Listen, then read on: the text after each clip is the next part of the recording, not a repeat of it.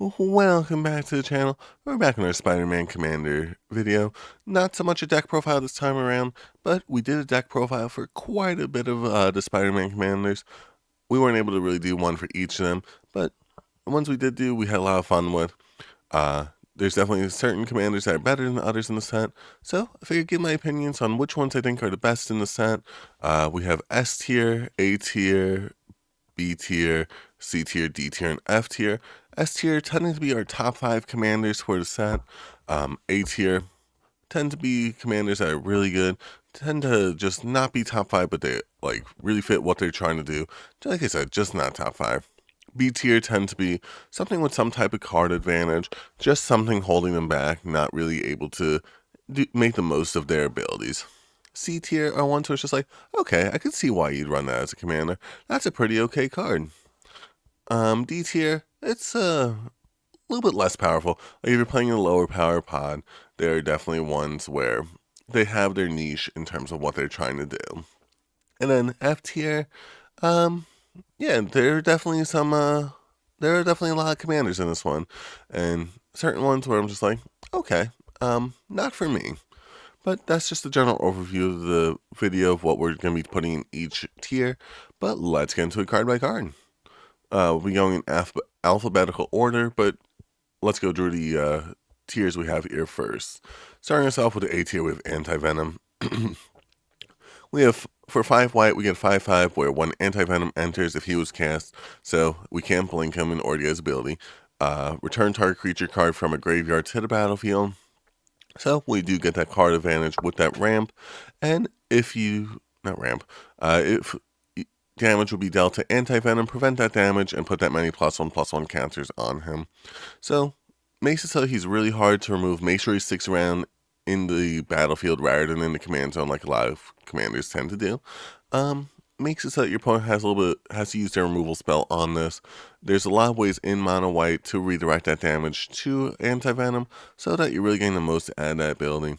He is still in mono white, so that does prevent him from being in the S tier in my opinion, because most monocolored commanders tend to have a limited ability in terms of just what they could run compared to ones that have more accessibility in terms of what they're trying to do. So, Anti-Venom, A tier commander.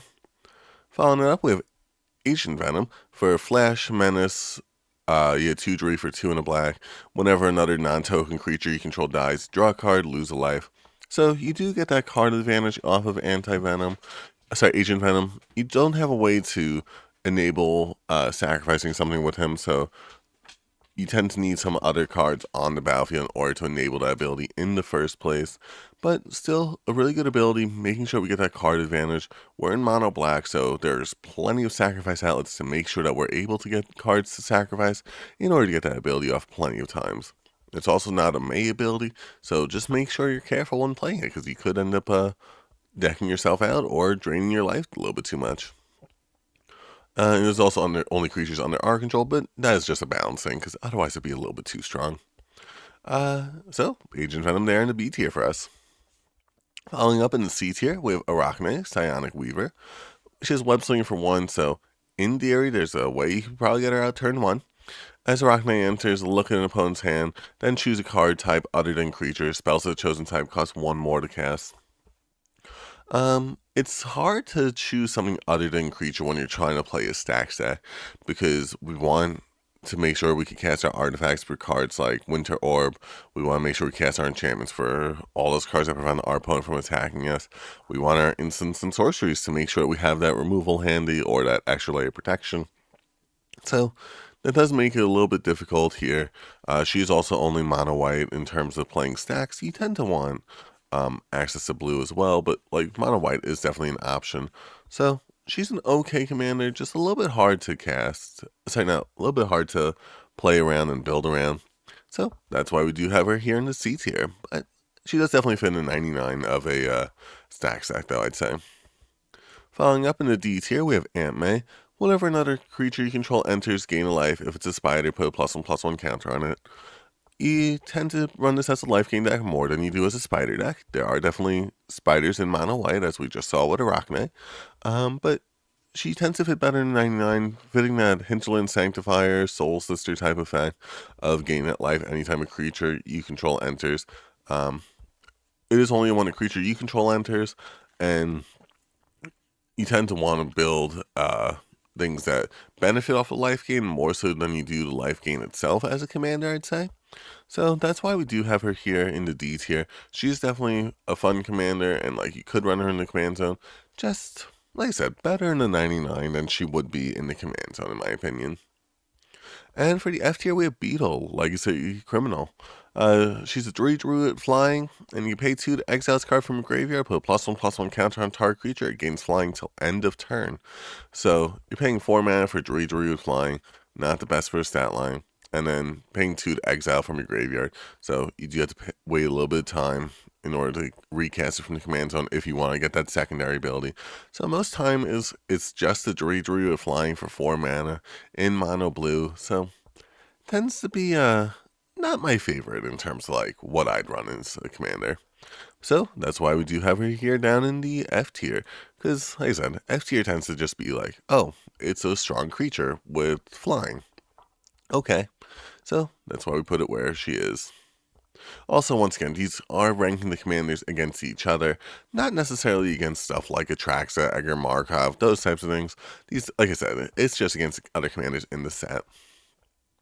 But starting us off with our whole stack of 87 more commanders we have here. We have Aranya, Heart of the Spider. Whenever you attack, put a +1/+1 counter on target attacking creature.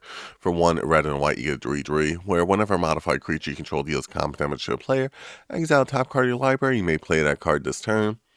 It's whenever a modified creature control deals combat damage to a player, so it's any number of modified creatures, so you could be exiling a whole bunch of cards off the top of your deck, giving you a whole bunch of card advantage there off of her ability. She does also enable the ability by giving those +1/+1 counters to target attacking creature. It does only enable it for 1, but you're going to tend to have like other ways to modify your creatures, making sure that she could get that ability off pretty easily. But that's a lot of card advantage, a really good way to like enable her ability in the first place. So that puts her in A tier for me. Oop, whoops. There we go. Sorry about that. Following up, we have Black Cat, Cunning Thief. Whenever Black Cat, for 3 and 2 black, you have 2/3, so pretty, not a great stat line. But whenever she enters, look at the top 9 cards of your target opponent's library, exile 2 of them face down, then put the rest on the bottom of your library. Their library, in random order, and you may play the exile cards for as long as they remain exiled. You do have to spend mana to cast them, is the only thing with this. So you do get a little bit of card advantage being able to steal cards from the top of your opponent's deck. You only get it once, is the only thing, because it's only when she enters. And you're in mono black, so you don't really have that many ways to blink your creature in order to make sure she enters, re-enters, in order to get that ability again and again. You do have a lot of benefits off of stealing your opponent's stuff. Just, I don't know, not the best in terms of like that strategy. There are other commanders that do the same thing. Not in this set necessarily, but in other sets. But like I said, we're trying to rank this against each other. So it is a pretty good card advantage. Just doesn't enable her plays in terms of what she's looking to do enough to put her in A tier. So that'll put her in B tier for us. Following up, we have Carnage, Crimson Chaos. Trample for 4/3. Whenever Carnage enters, return target creature card with mana value 3 or less from your graveyard to the battlefield. It gains this creature attacks each combat if able, and when this creature deals combat damage to a player, sacrifice it. So you have to recur something at least temporarily. You're in red and black, so you tend not to have too many ways to blink this once again. So you can't get the ability again and again. You do have ways to make copies of it, so it's pretty helpful. And even just being able to sacrifice this and recast it from the command zone isn't that unheard of. You could also put it back into your hand. This way maybe you have a way to discard it and get that Mayhem ability to cast it again. So overall, just a good source of recursion. Even if it is temporary, it does give you at least temporary card advantage over your opponent. So it does have a way to enable it. Like I said though, it's only temporary that you gain that card advantage, and it's a little bit limited, especially because like I understand why they couldn't put it in white, because Carnage does not fit mono white. But like the mana value 3 or less thing tends to be a mono white thing. But that's why it puts it in B tier for us. Following it up, we have Chameleon, Master of Disguise. Um, we may have Chameleon enters a copy of target creature you control, except his name is Chameleon, Master of Disguise. You pay 3 for the Mayhem ability for a 2/3. It depends what else you're running in the deck, because it is only a creature you control. You tend to run a whole bunch of things that have like either enters abilities or other things that create copies of things for this one. He is an okay commander. He doesn't give you any type of card advantage. He tends to just be another creature. So that's why he's just there in the C tier commander for me. Following that up, we have Cosmic Spider-Man, probably one of the most hyped commanders for the set. Flying, first strike, trample, lifelink, case, and being combat on your turn. Other spiders you control gain those abilities as well until end of turn. Definitely a good way to run your other spiders all in the same deck. He is going to be fun because like no one wants to get flying, trample, lifelink, casted, or first strike with all those abilities at the same time. Only thing is like the spiders, they do have like some abilities that work with each other. I don't know if enough to put it into A tier though, just because he doesn't give you like that same card advantage that we have with a lot of other things in the A tier. He doesn't give you like card advantage enough to put him in B tier as well. I'm not sure. So you don't really get like enough of a benefit. You do have access to all 5 colors, so it's definitely really useful. It is really fitting for the set as well. But just still, you do tend to go guards down once you swing on your opponent. I mean, you could run cards that'll just make it so you don't have to worry about that. But I'd say still only C tier for me. Like I said, this is my opinion. If you guys have your own opinion, definitely leave it down there in the comment section. I'd be happy to read it. But following it up, we have Doc Ock, Evil Inventor for 5, a blue and a black, and 8/8, where at the beginning of combat on your turn, target non-creature artifact you control becomes an 8/8 robot villain artifact creature, in addition to its other types. So this does help us out a whole bunch, giving us a little bit of a stronger creature, but it's similar in that vein to Cosmic Spider-Man, where all he does is buff up a creature. He is also 7 mana for trying to do that. It does make sense because you do get 8/8 off of his ability. Like, it's a really good buff ability, but I don't think it's good enough to put him in A tier, definitely. Doesn't give you like that card advantage for B tier as well. You really need to have like your game plans going before you have this on the battlefield. So I'd say this is C tier for me. Following up, we have Doc Ock, Sinister Scientist. As long as there are 8 or more cards in your graveyard, Doc Ock's base power toughness 8/8. So you're getting 8/8 for 5 mana for the most part.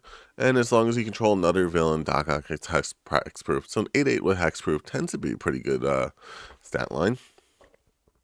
There's not that many other villains in just mono blue, as we saw with trying to make the Mysterio deck. Mysterio is a pretty fun commander still. You could make other things into villains with the Leyline or Masquerade Nexus. It is easy to get things into graveyard, so it is easy enough to make him into an 8/8, but that tends to be all that he is. He's just an 8/8. I mean, 8/8 for 5 mana is a pretty good stat line. But I think this is similar in the vein to Beetle, where like it's just a strong creature. That's all you're getting off of this. Like, what are you building around? I mean, maybe D tier. I could see D tier as an argument for him because like he could get that hexproof and he's like out early enough. Just I don't know. In terms of hammering things, he's a F tier for me. Then we have Dr. Octopus, Master Planner for 5, a blue and a black. Oh wait, were they? Oh no, the one we just did was not 7 mana. Other villains you control get +2/+2. Your maximum hand size is 8. And your end step, if you have fewer than 8 cards in hand, draw cards equal to the difference. That's a really good ability. Is it good enough for S tier? He is 7 mana. You do need to have an empty hand to draw 8 cards every turn. It's not that hard to do because you have plenty of ways to discard cards for black. There's even cards that just say discard your entire hand, and that's it. And then you just draw to 8, then you eventually win off of a Das's Oracle type win. Once again, though, he's 7 mana. Like I said, that first ability we don't really care about too much.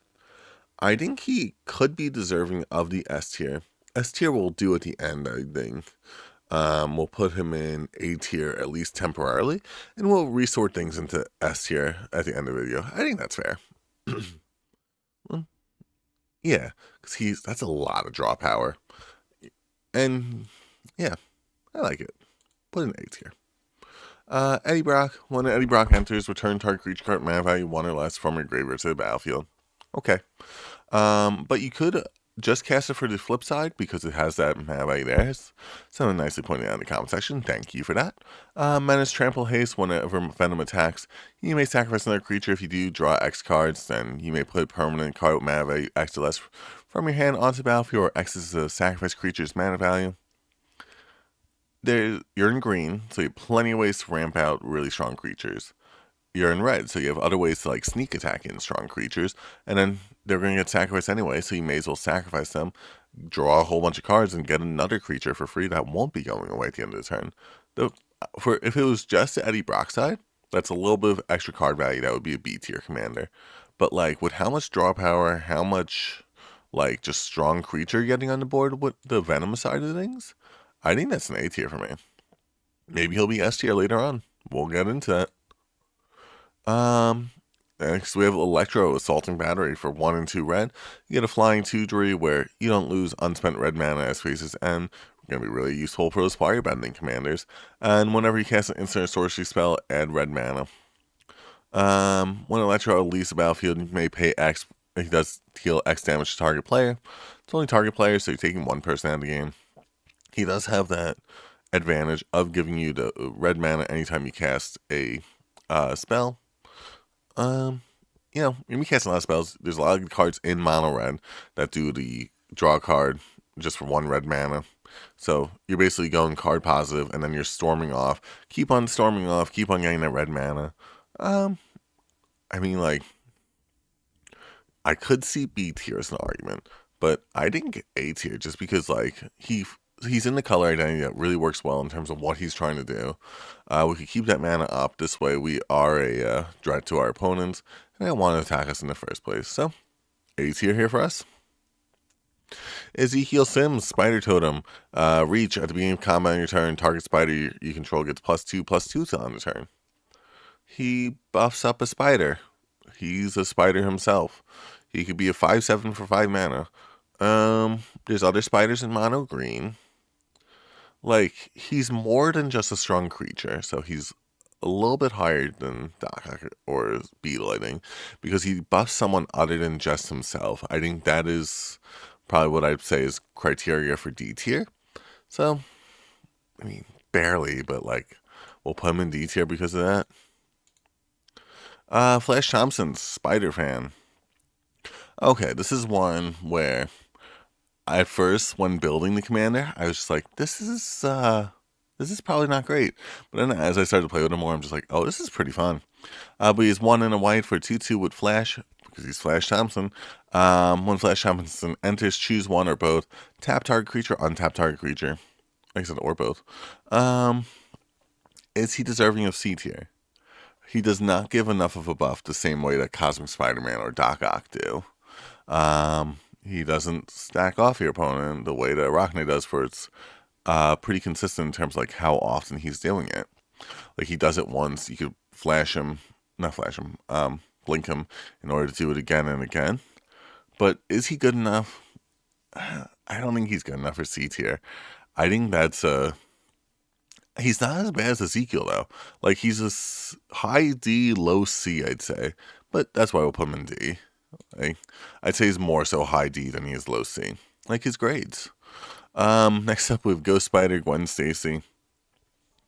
Menace, whenever Ghost Spider attacks, deal X damage to the defending player, where X is the number of attacking creatures. We're in red. We have goblins. We could make plenty of tokens, so that's a pretty good ability, allowing us to get off that ability pretty easily. Doesn't give us any type of card advantage. She is just like okay. Like, she doesn't give any stat boosts to those creature tokens, so your opponent's gonna be able to block them. You're not gonna have enough damage to win the game just off her ability alone. She is pretty hard to block thanks to that menace. I think she's another high D, low C though, just because it's not enough damage in order to really make enough of an impact most games, I'd say. Because like, you're already having those creatures with impact tremors, and you're in mono red, like, I feel like if she was like red white, that would be a completely different story, and she would definitely be like high C, low B. But I think we'll put her in C tier just because, like, it could, if you run goblins, she could be your goblin commander. Speaking of goblins, we have Green Goblin Nemesis. We have flying 3/3 for 2, a black and a red, where whenever you discard a non-land card, put +1/+1 counter on target goblin you control, potentially Green Goblin himself, and whenever you discard a land card, create a tap treasure token. So he doesn't have a way to like discard cards himself, so you don't have a way to like get your game plan going. He does have that ramp in terms of what's it called getting those treasure tokens and making himself pretty strong, so that could be enough commander damage. Um, you are in red and black, so you do have plenty of ways to discard cards. I think I would almost think he's worthy of A tier. I do think he is still high B tier, even if he doesn't give you like true card advantage by allowing you to draw cards or like have a discard card, draw a card, get that treasure token. Yeah, so I think that's still B tier.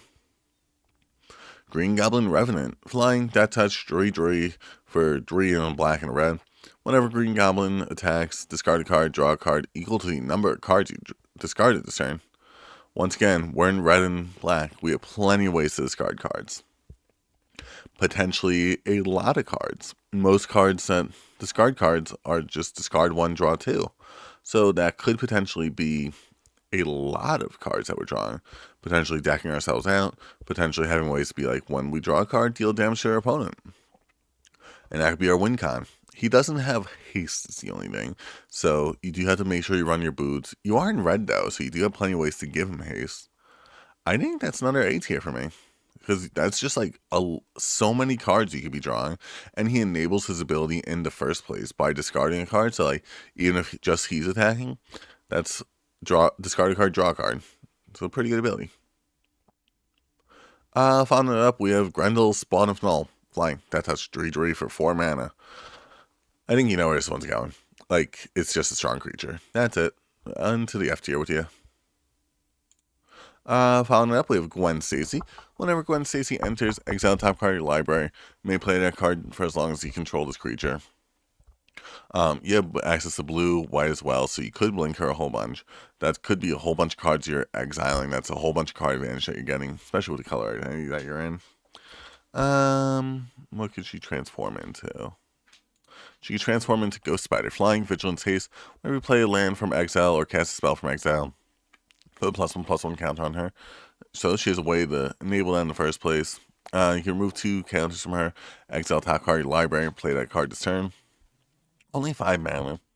Like I said, access to blue and red as well, so like easy enough to like blink her, get her first side again, get more cards in exile, keep on getting that card advantage, keep on getting more +1/+1 counters on her, which will then just keep her going in the loop. That's enough card advantage, but in an A tier, I'd say. I think for either side, in all honesty. Unlike, like I said, like Eddie, I think B tier for front side, A tier for Venom side. Following it up, we have Gwenom, Remorseless. This is, I don't know, I'd say probably the one I hear the most talk about. She's basically a Bolus of Citadel with legs. Death Touch Lifelink 4/4, 3 and 2 black. Basically allowing you to cast cards on the top of your library for paying life. There are a lot of cards in black that will gain you life just by casting cards or by having your opponent lose life. She has lifelink as well, making sure you don't lose your entire life total. You just go pretty infinite with this card. Just, I don't know, Bolus of Citadel's a game changer for a reason. And like, you have plenty of boots to put on her to make sure she attacks the turn she comes down.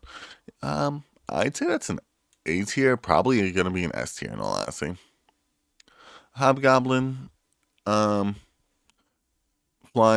haste, 1 in red for 1/2. Whenever you discard a card, Hobgoblin gets +2/+0 till end of turn. if this isn't your command zone and you're just like, oh, well, I'm not going to cast him turn 2, I'm just going to save up this mana, your opponent probably knows you're going to have something coming. Because, like, you could, in theory, save up a whole bunch of cards in your hand in order to be like, discard, discard, discard, discard, and then get him up to 21, 2, and be able to win with him, like, the turn he comes down. Well, at least remove one player. But then, like, you're out of luck for future turns. Unless you have, like, a whole bunch of those discard card draw 2 type effects, like Drill of Possibility. You are in red, so you do have plenty of those abilities. There are a lot. But it's only for one turn.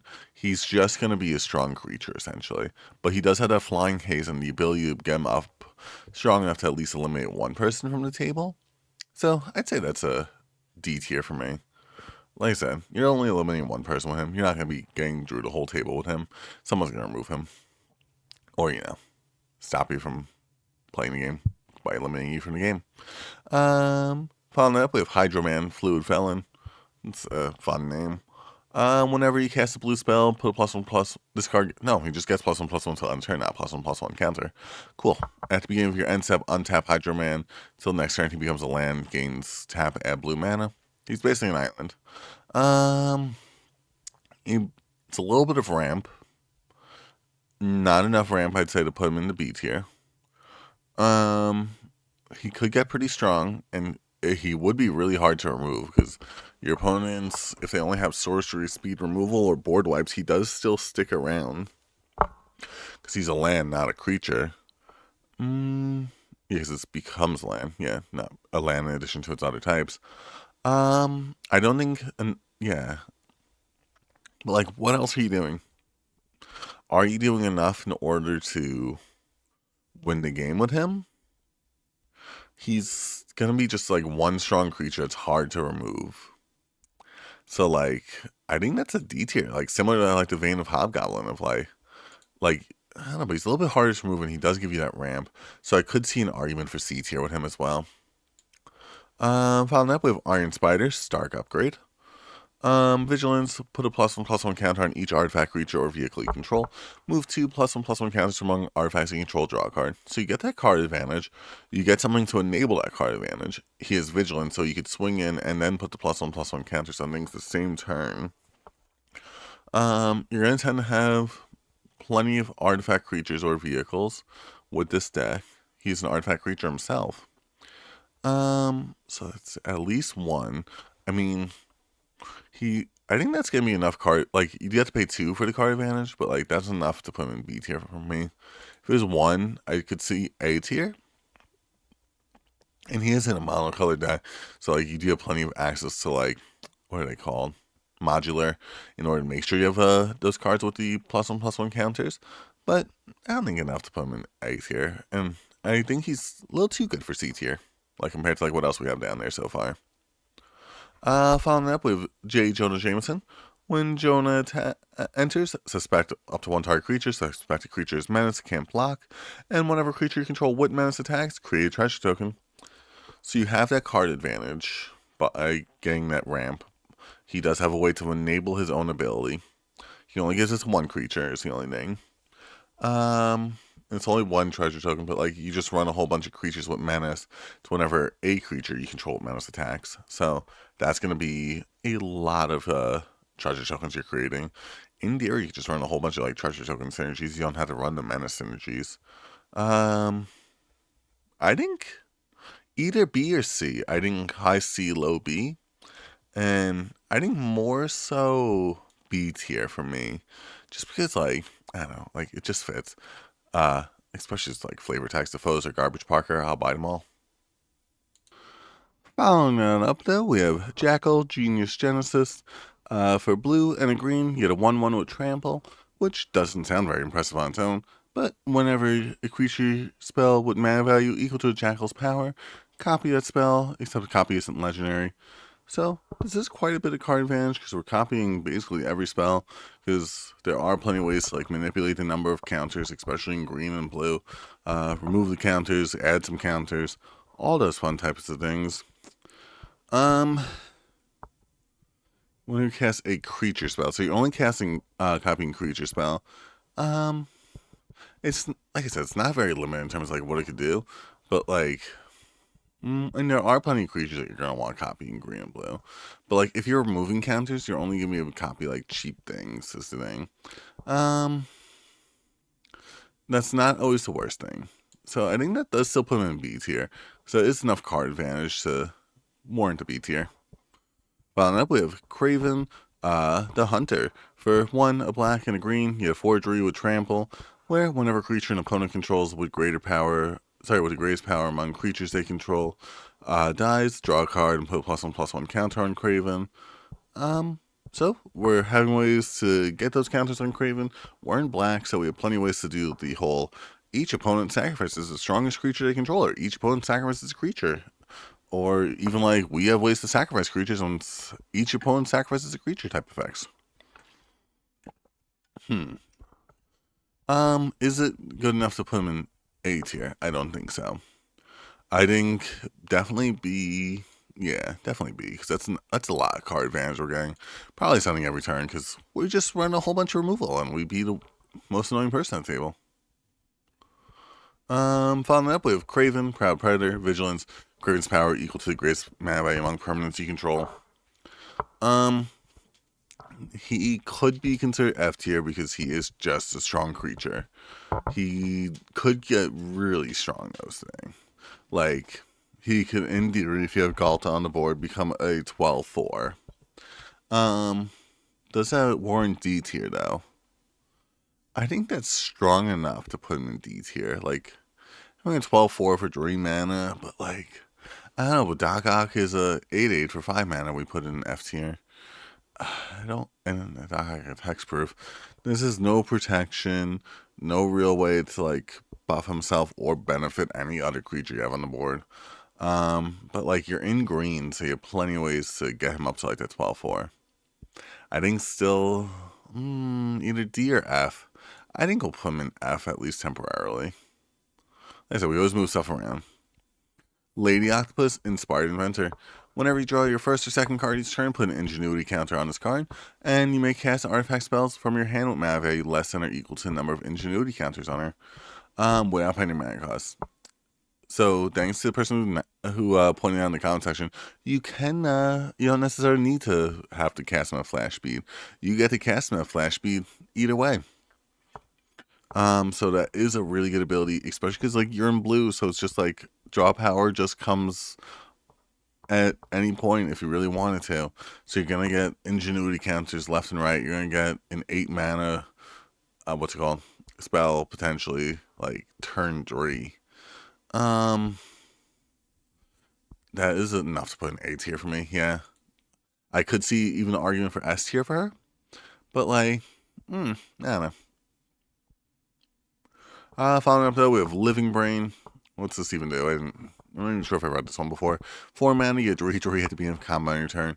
Target non-equipment artifact you control becomes an artifact creature with base power, toughness, Drahi. Untap it. Alright, so untaps an artifact. So that is pretty useful. It makes an artifact into a creature. So like, doesn't get like, so it now has summoning sickness. But like, with how many artifacts really like their tap and untap abilities, I could see C tier because that could be a lot of card advantage. I could also see D tier because it's just like, oh, okay, that's it. You do get it once per turn. So, I think that is still worthy of C tier though. I mean, like, he's not as strong as like some of the other ones we have here is the only thing. But like untapping artifacts could like be really useful. Following up though, we have Lizard, Connor's. I was also listening to haste, I just realized. Lizard, Connor's Curse. For 2 and 2 green, you get 5/5 with trample. When Lizard enters up to one other target creature, loses all abilities and becomes a lizard with power toughness 4/4. How often are you playing stacks in green? This is an option to play stacks in green. You're in green, so you don't have a lot of ways to blink stuff. Is this fun though? This is really fun. Just because it's just like, what do you mean everything's a lizard now?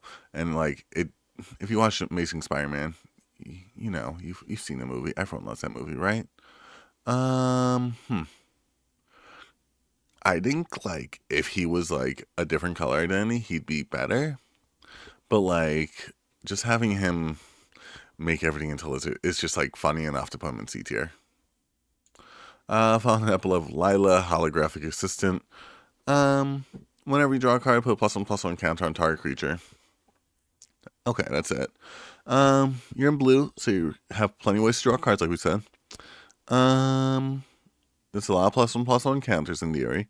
That could be a really big buff to your creatures. We put Cosmic Spider-Man and Doc Ock in C tier because they get big buffs to creatures. We put Living Brain in C tier because he gives like a buff to one creature. I feel like she doesn't, I don't know, like maybe Living Brain and Lizard deserve D tier. And maybe I'm messing up the C tier, but I feel like she could be C tier because like of who else is in there. Following up though, we have Madam Web.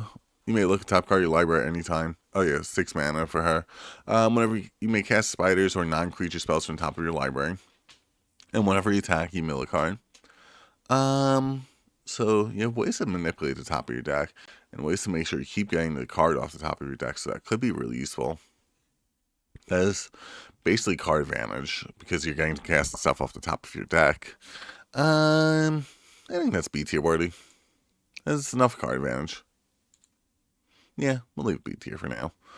Mary Jane Watson. Whenever a spider you control enters, draw a card. It only happens once each turn.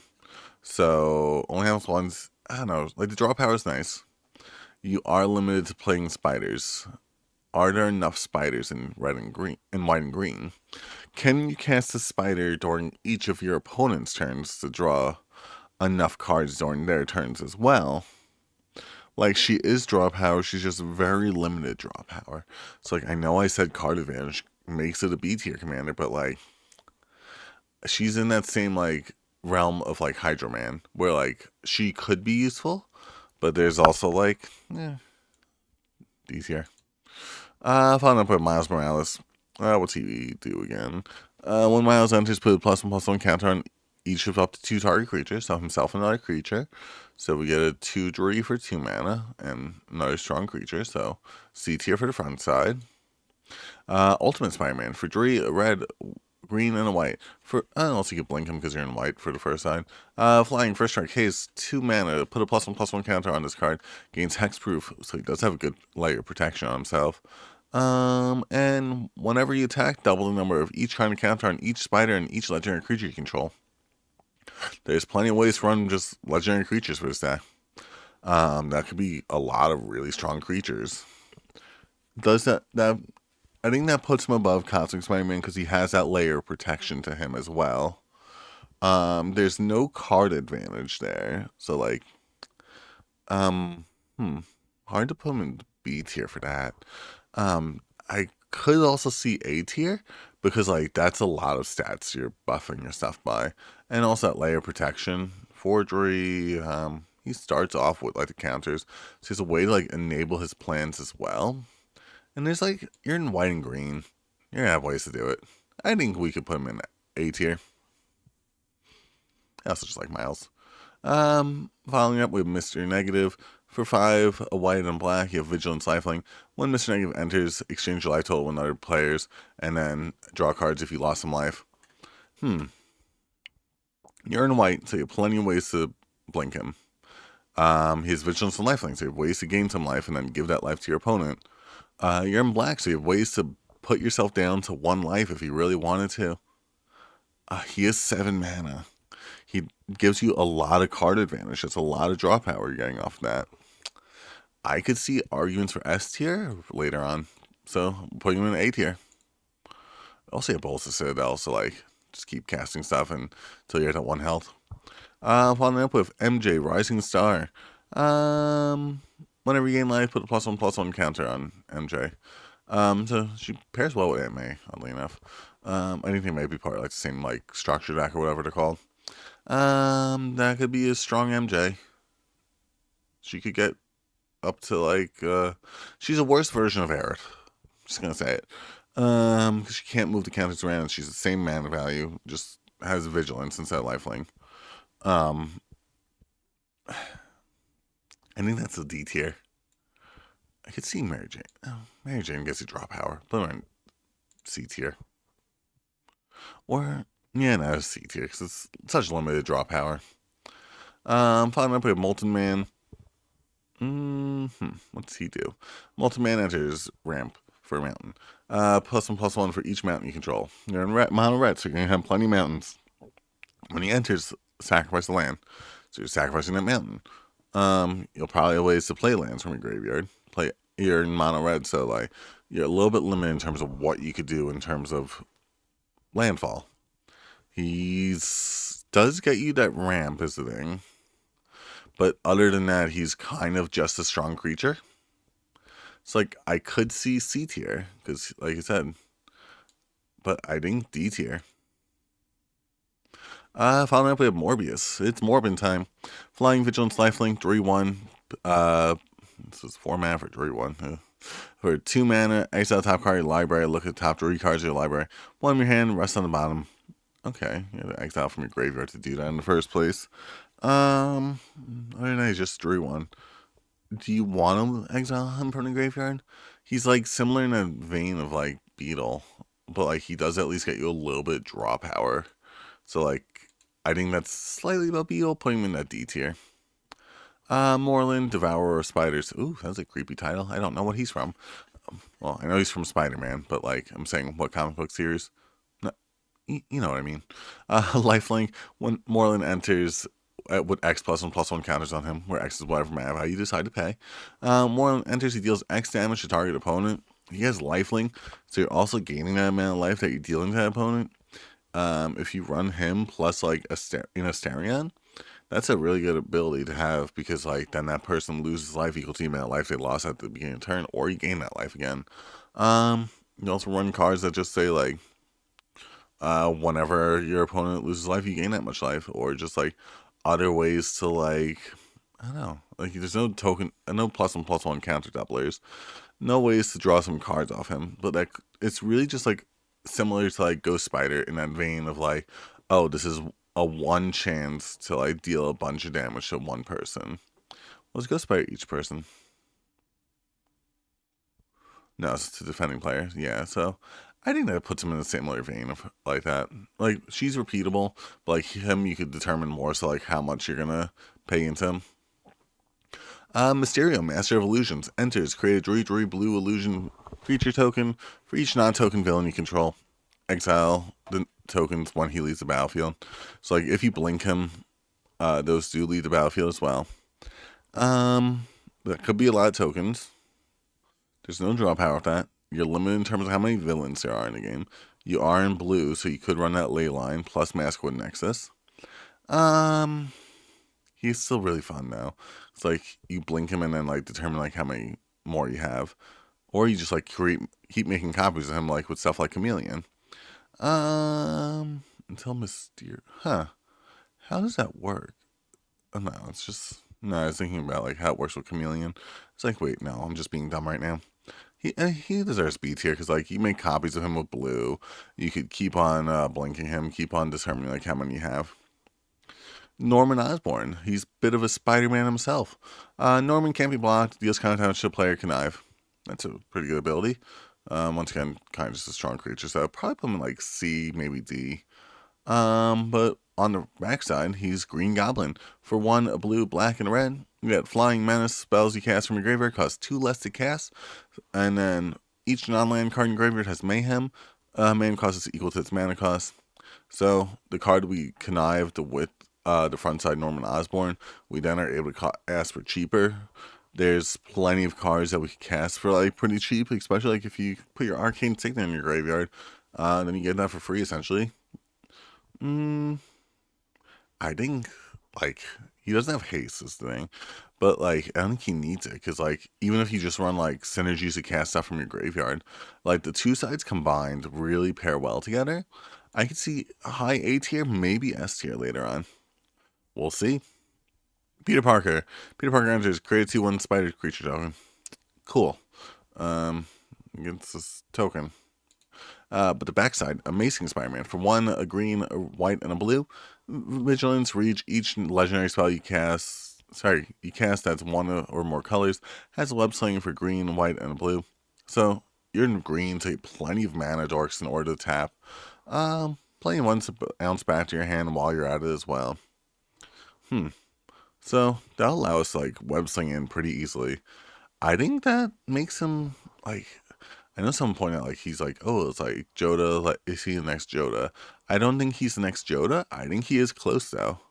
So that puts him in S tier for me. Like, especially since you could just cast the Amazing Spider-Man side, and you don't need to worry about casting puny old Peter Parker. Following up though, we have Prowler, Claude Thief, Menace. Whenever another villain you control enters, connive. That's a little bit of draw power. You're limited by how many villains are in the game, which isn't many. Until they print the Marvel villain set, because we're getting a Marvel hero set. Be a strong creature. Is it enough for B tier? It is enough card advantage for B tier, I'm pretty sure. Yeah, we're getting a lot of card advantage. That could be B tier for me. Prowler, Misguided Mentor. Can't be blocked by creatures with power 2 or less. That's kind of cool. Whenever it deals combat damage to a player, put a +1/+1 counter on another target creature you control. So he's just like a hard to block Drury. Also, counters go to another creature. D tier. Rhino, Barreling Brute. Vigilance, Trample, Haste. Whenever Rhino attacks, if you cast a spell, mana 4 greater turn, draw a card. He is haste, so like you get it at least the first turn he comes down. You're in red, so you can run plenty of extra combat spells. It's only when he attacks, so like you can't run double strike to get it like a second time. Like it's drawing one card each turn unless you run extra combat spells. So like it is a good amount of draw power, but like I don't think enough for B tier. I think that's still C tier because he has 7 mana to cast him. Sandman, Shifting Scoundrel, which pretty sure I watched the Sensational Spider-Man cartoon. I think they're like buddies with him and Rhino. But what's he do? Sandman's power and toughness equal to the number of lands you control. Can't be blocked by creatures power 2 or less. So he's a little bit better version of Prowler. You pay 5 to recur a land from your graveyard. I'll end this card. I think he's could get really strong. He's definitely better than Prowler. And it's hard to block, and you keep on recurring him. And if he gets exiled, you just cast him from your command zone. Scarlet Spider, web slinging for 2, so you get Forgery for 2 mana in theory, with Trample. Scarlet Spider was cast using its web slinging ability. He enters with X +1/+1 counter sum, where X is the mana value of the return creature. Swing Galta, bounce Galta back, get a 16-5. Sorry, not 16-5, 16-15 with Trample. I don't think it's strong enough for B tier. Could it be C tier? I think so. I put it in C tier. Scorpion. Seething Striker. He does Death Touch at the beginning of your end step. If a creature dies this turn, target creature you control connives. You're in black, so you have plenty of ways to sacrifice a creature. It's only at the beginning of your end step, so you can't draw 4 cards each turn. You only draw 1 card each round. So it's not enough card advantage for B tier. I think it's just enough for C tier though. It's like it's target creature. You control connives, doesn't have to be target other creature. Sensational Spider-Man. Once Sensational Spider-Man attacks, tap a target creature defending player controls, put a stun counter on it. You may remove up to 3 stun counters from among all permanents. Draw cards equal to the number of stun counters removed this way. He does have to attack to do it, so we do have boots, we have ways to do it. You do put the stun counters, and you then remove stun counters. So like he has ways to like do the play himself. I think that puts him in A tier for me. I don't think S tier just because it's like a little bit limited in terms of like how much, like what you could run with it. But I think A tier is fine.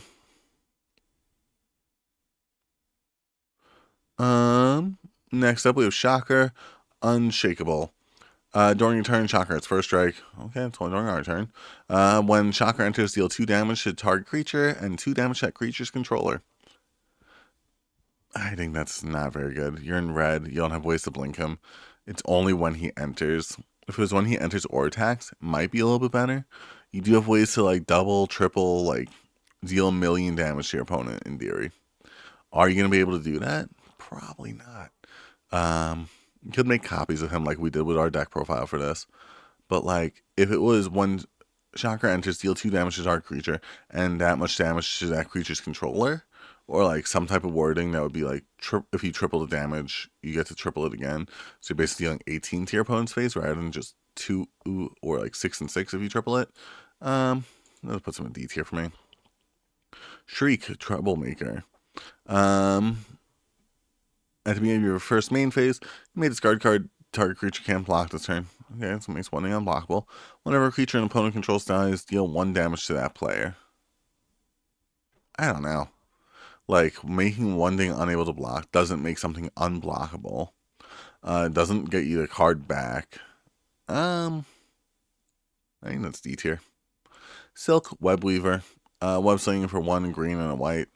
Whenever you cast a creature spell, get a 1/1 token, and 3 green and white creatures you control get +2/+2 in vigilance. Just ways to create tokens, ways to buff the tokens. So you do have a way to win the game. That's cool. I think that's it. C tier. Like, you're not creating a bunch of tokens. You're going to be creating a bunch of tokens in theory. It's going to just be hard to get there. Silver Sable. What's she do? When Silver Sable enters, put a +1/+1 counter on another target creature. When Silver Sable attacks, target modified creature you control gains lifelink until end turn. It requires her to attack. You do buff up another creature. And the lifelink is only until the end of the turn. I feel like because she gets the benefit to something else, like, that may be D tier, but like, I don't like it. I think F.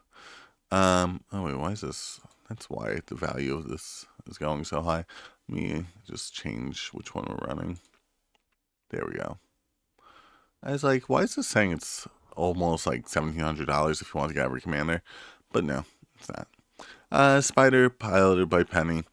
Enters, put a +1/+1 counter on target creature. Whenever modified creature you control deals combat damage to a player, draw a card.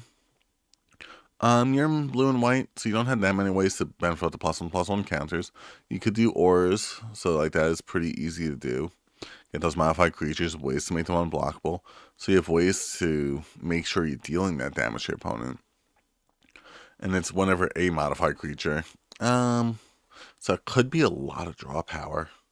I could see arguments for A tier. Just, I don't know, I feel like A tier. Yeah, I can see A tier. Oh, well, she is 5 mana.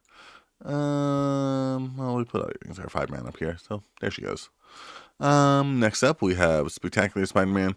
Flash, Spectacular Spider-Man gains flying till end of turn, so it was something to block something with flying. Pay 1, sacrifice it. Creature control gets protection. Okay.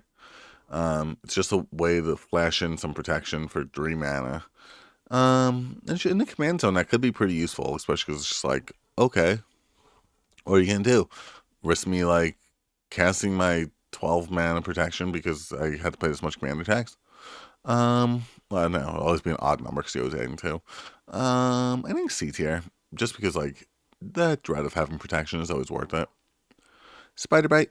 When Spider Bite enters, return up to 1 target non-land permanent to its owner's hand. So it's a little bit of removal in the command zone.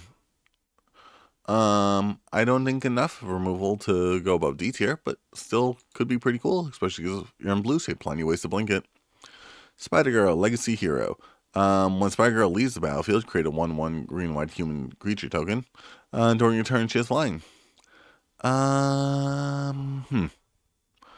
Is it enough to go in D tier? I don't think so. I think it's like you would have to blink it a whole bunch in order to keep on getting those tokens. That's why she keeps on leaving the battlefield. She doesn't necessarily have to get sacrificed. Like, she just has to leave the battlefield. I don't think enough. Spider-Gwen, Free Spirit. Reach. Whenever Spider-Gwen comes tapped, you may discard card. You do draw a card. It's some draw power, alright. It's repeatable draw power. Is it enough draw power? I don't think so. I think C tier. I don't think it's worth getting it up to B tier. Spider Ham, Peter Porker. Spider Ham enters, create a food token. Your other creatures, basically every type, get +1/+1. Um, that's a nice little stat boost. It's a little stat boost now.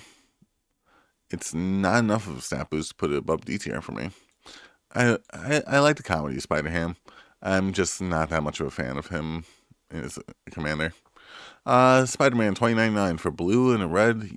Get a 2/3, double strike vigilance, and you can't cast him until turn 4. At the beginning of your end step, if you played a land or cast a spell from exile or graveyard or your top of your deck, basically anywhere other than your hand, because I don't know why I didn't just say that.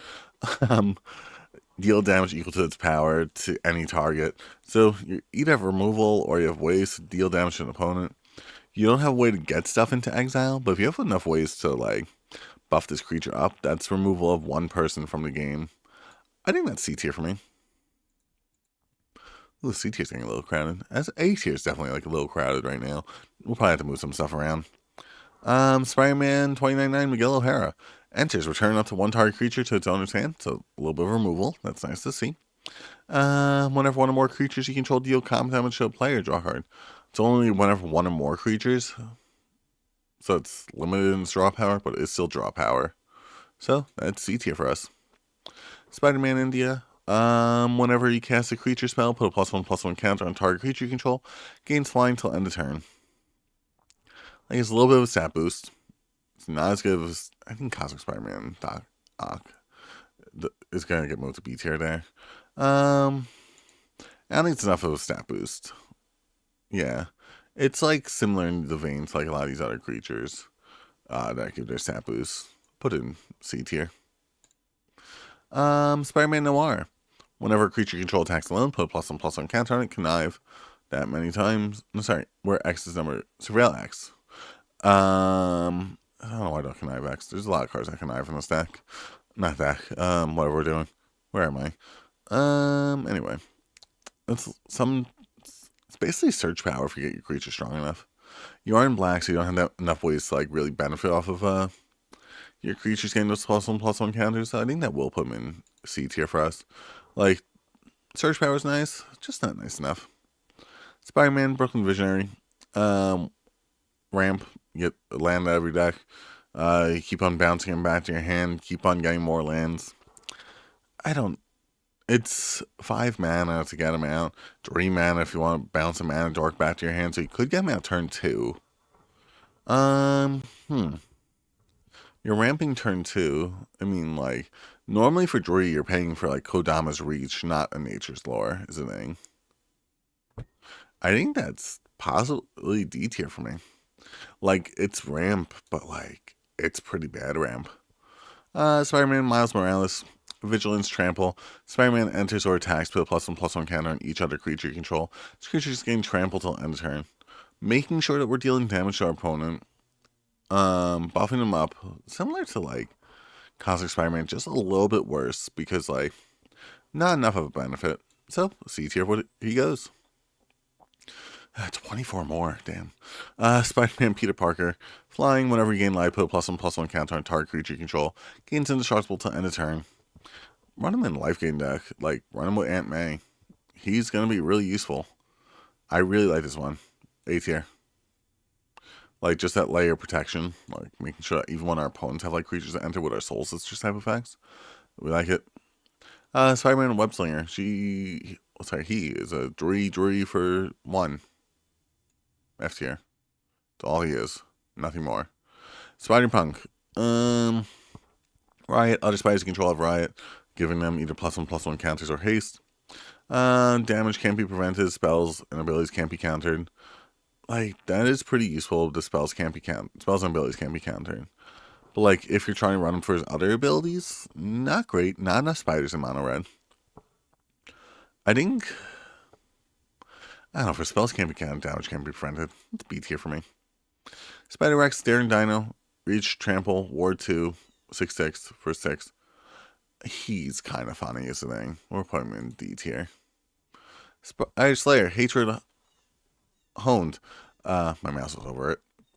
When Spider Slayer deals damage to a spider, destroy that creature. If you had first strike, that'd be even better. 6 mana, exile this card from your graveyard, create 2/1/1 robot artifact creature tokens when flying. You have ways to like benefit off the spiders dying. F tier. Spider UK. At the beginning of your end step, if 2 or more creatures enter the battlefield under your control this turn, draw a card and gain 2 life. We're going to be running tokens with this. Drawing a little bit of cards. We're drawing a little bit of cards. C tier. Sorry. Spider Woman, Stunning Savior. Flying, artifacts and creatures your opponents control enter tap. Good for stacks. You're in blue and white, so you're in the best colors for stacks. Yeah. Put them in B tier. Everyone hates that happening to them.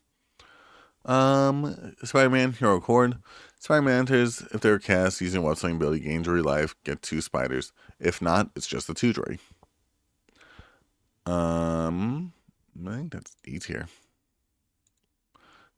Spinneret and Spiderling. Whenever you attack with 2 or more spiders, put a +1/+1 counter on Spinner and Spiderling. Once again, mono red, not enough spiders. When Spinner and Spiderling deal 4 more damage, exile the top card of your library. 10 turn, you may play that card. End of your next turn. That's okay. Put it in C tier. Starling, Aerial Ally. Enters. Another target creature control gains flying till end turn. It's another target creature. It's only till end of turn. F tier. Stegron, Dinosaur Man. Menace. Pay 2 mana, discard this card, so not good in the command zone. F tier. Sun Spider, Nimble Webber. During your turns, he is flying. Cool. Let's see it. When Sun Spider enters, search your library for an aura equipment, reveal it, put it into your hand, then shuffle. Oh, there's surge power in the command zone. I like that. We'll put it in B tier. I mean, like, you're in blue and white. You're gonna have plenty of artifacts and aura synergies. Hard not to. Superior. I even see him A tier because he has surge power in the command zone. No, we'll put him in B tier. Superior Spider-Man. Superior Spider-Man enters as a copy target creature in a graveyard, except as the name Superior Spider-Man is a 4/4 spider. Does have some graveyard hate. I do love mill. I mean, there's plenty of ways to mill your opponents in blue and black. Especially if you run this in like a, what's it's called, Geigen deck.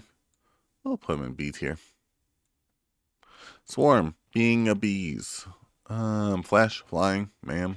Not discarding because he's in the command zone. F tier. Symbiote Spider-Man. Whenever this creature deals common damage to a player, look at that many cards on the top of your library. One in your hand, rest in the graveyard. A little bit of draw power. Is it good enough draw power? I don't think so. I think that's B tier. Because you're not really using a secondary ability. The Mary Janes. Cost 1 less cast for each creature that attacked this turn. Menace. So you're basically going to reach for 1 mana. Just like we did with Spider-Man. There he goes. Or she goes. There you go. There's multiple people because it's the Mary Jane's band. Spot. This is one where like I feel like I built a deck very wrong, and I'm probably going to revisit that at some point. But when Spot enters, exile to 1 target non-land permanent, up to 1 target non-land permanent from a graveyard. Basically hating on graveyards, hating on your opponent. And eventually return them, but you're not going to return them because you're going to keep blinking this creature in order to make them new objects. And like A tier, it's removal into the command zone that you keep on blinking, and you have basically all the removal. Tombstone, Career Criminal. Tombstone, return target villain from your graveyard to your hand. Not enough villains, really. And villains cost 1 less cast. He's cool. He's enough to run like a villain commander. We'll put him in C tier. And then for our creatures, I got into like the mindset of I was doing deck profile for a second. Ultimate Green Goblin. At the beginning of your upkeep, discard a card, then create a treasure token. We're gonna be discarding plenty of cards. We're in red and black, so it's only when you discard this card. Never mind. You do get a treasure token, but like 1 per turn that you have to wait a whole turn cycle for. That's a D tier. Venom. Vigilance, Menace. Pay 3 mana, exile target creature from a graveyard. If If you do put X +1/+1 counters on target symbiote, aka Venom, where X is exile card's toughness. He has Vigilance and Menace, so even if he swings in, he's okay. You banish your opponent's Galta, that's a 16/16 with Vigilance and Menace, so your opponent didn't expect that to counter. Especially if you have ways to put boots on him. You would have to put 7 mana. Your opponent will see it coming if it's in command zone. But like that is still such a strong creature. B tier though. Because like not really card advantage. Venom, Eddie Brock, whenever a creature dies, put a +1/+1 counter on Venom. If that creature was a villain, draw a card. It's potentially draw power. Not enough draw power to put it in B tier, but enough to put in C tier. Venom, Evil Unleashed, Death Touch, exiles card from your graveyard. 2 +1/+1 counters on target creature gains Death Touch until end of turn. Why do we keep doing until end of turn? Just put Death Touch counters, flying counters on things, and like these cards would instantly become like D tier, probably. Probably not. Vulture, Scheming Scavenger. Flying, whenever Vulture attacks other villains you control, gain flying till end of turn. He does have to attack, but he does have flying. He has 6 mana. It is just flying. D tier. And then Wraith. Double Strike, Fear Gas, Wraith can't be blocked. We're gonna leave her here just because we're gonna organize who goes into S tier, because this is our S tier column. Okay. So add the A tier. Let's see. Anti-Venom, monocolored, I feel like deserves A tier. Just because it is just monocolored. It's like, I don't know, Miles is also, oh, Lady Octopus, also monocolored, but like, she's in blue. So like that does work really well with what she's trying to do. But you don't have enough access to like what you're trying to do. Same thing with Gwenom, like these are all like really good commanders. Just in the sense of like being able to have access to like a lot more things. Monocolored does like limit you a little bit. So we are gonna leave them and Electro. They're in the A tier. Aranya, does she deserve S tier? Whenever you attack, put a +1/+1 counter on target attacking creature. So she does determine, like, she does allow you to do the ability and gets you further in the ability, so maybe. Dr. Octopus, though, that's so much draw power, especially in blue and black, like where you have so many win cons off of just drawing cards. I think he's a temporary S1. Like, Aranya's nice, but like it's only until end of turn that you get those cards. Dr. Octopus, you get them like forever. Also, we're gonna put Wraith in D tier now that we moved Dr. Octopus. Eddie Brock. Eddie Brock, no. But Venom. Venom, on the other hand, I think could be S tier. Vigilance, Trample, Haste. Sacrifice a creature, draw a bunch of cards. Do all the things, essentially. Getting free creatures, especially with having access to red and having access to like cards like Sneak Attack or Ilrog or like the Raise Board, cards like that. That's gonna be really useful. That's another S tier there for us. Okay, we have room for 3 more. Green Goblin Revenant, he is 5 mana today. And like in theory you could draw a lot of cards, but in theory you're also potentially just drawing 1 card every turn. So like I think that keeps him in A tier there for me. Gwen Stacy. Exile top card of your library. Keep on exiling cards on the top of your library. Flying, Vigilance, Haste. So easy enough for her to swing in. She's a potential S candidate. I don't think enough of a candidate to move her quite yet, but like potential candidate. Like I said, monocolored I think leaves them in A tier for me. For Gwenom and Lady Octopus. Miles Morales, he was already like a stretch to put him in A tier. Like he does get strong creatures, he does have that protection, but he doesn't have like enough card advantage like the rest that we've been talking about. Mr. Negative, Vigilance Lifelink, swap your life total, draw a bunch of cards, potentially putting your opponent down to 1 life. Keep on blinking him because you have access to white and black. He just like fits what he's trying to do so well. He's an S tier. Norman Osborn. I really like this commander. I built this commander in like one of my actual decks. When he deals combat damage to a player, connive. So like you do have that way to like activate the ability in the first place, and then get the ability going for that mayhem, plus them being cost reduced. There's like so many cards that just like benefit off of that. I think that, I don't know, just like the ability to like activate the ability plus do the ability plus being access to red, black. You do have so much like so many ways to discard cards that's going in S tier for me. And then who's our final one? Peter Parker? Not Peter Parker. Possibly Amazing Spider-Man. So that's a bunch of like free creatures. Sensational Spider-Man. I feel a little bit too limited. Spider. Yeah. I don't know. I feel like Spider is just like a really good card because that's so much draw power. But like 5 mana. Well, I mean like Mr. Negative was 7 mana, so like that's not really the thing holding it back. I could see that, but like amazing, like the ones that we have here, just like so much card advantage guaranteed. Whereas she's just like the possibility of draw power. Am I doing another double-sided commander, or am I doing another double-sided commander? Like all the double-sided commanders have been like really cool. I think yeah, I think I'm no. We'll give it to Ghost Spider. Like being a cast cards from exile is just really fun. You're able to do it for like forever. Um, yeah. In theory, like I could see switching Doctor Octopus with. Yeah, no. Let's just put all double sided commanders other than Mr. Negative. Uh, he just has like such a good ability, and Doctor Octopus is still 7 mana to cast this thing. I mean, so is Mr. Negative. Do we just do all the double sided commanders and put Miles here too? No, Miles is. He's a fun commander, and I like his comic books, but I don't think he's an S tier commander. But that's the list there. Not gonna go through each of them because there's a lot of them. But if you guys like the video, make sure to like the video. If you want to see more like this, like, comment, subscribe so you can stay tuned for more. Thanks for watching.